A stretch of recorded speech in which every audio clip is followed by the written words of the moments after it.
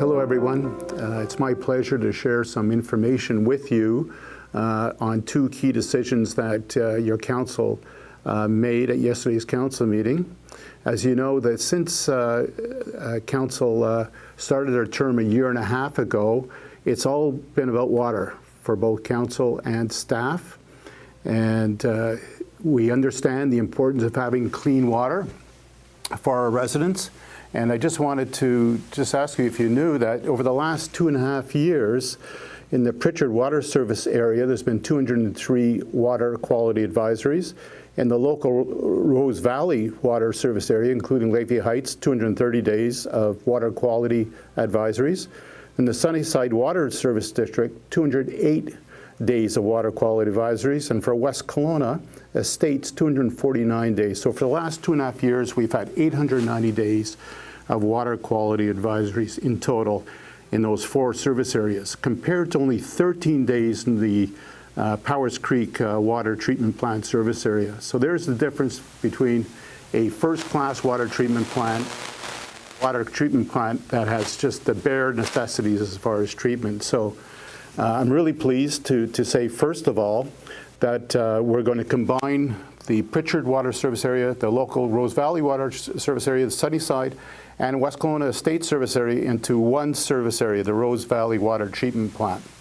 So that was one decision that we made yesterday, and as a result, there's going to be approximately just about 8,200 and some odd properties within that service area. Another key decision that we made at yesterday's council meeting was to endorse how we're actually going to pay for the water treatment plant, and that's by some long-term borrowing.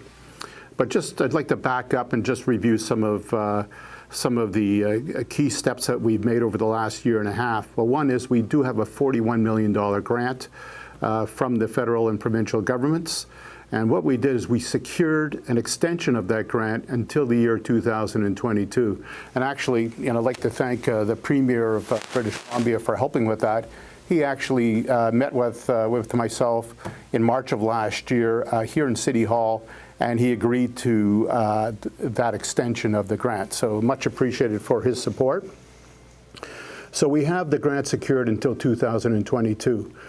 So we don't have to be concerned with losing that $41 million, which is a lot of money. We also purchased 24 acres of land at 2010 Bartley Road, where we're going to build the plant. And right now, we're in the process of preparing the site for the new plant, doing the civil works, putting the road in, so really construction's underway.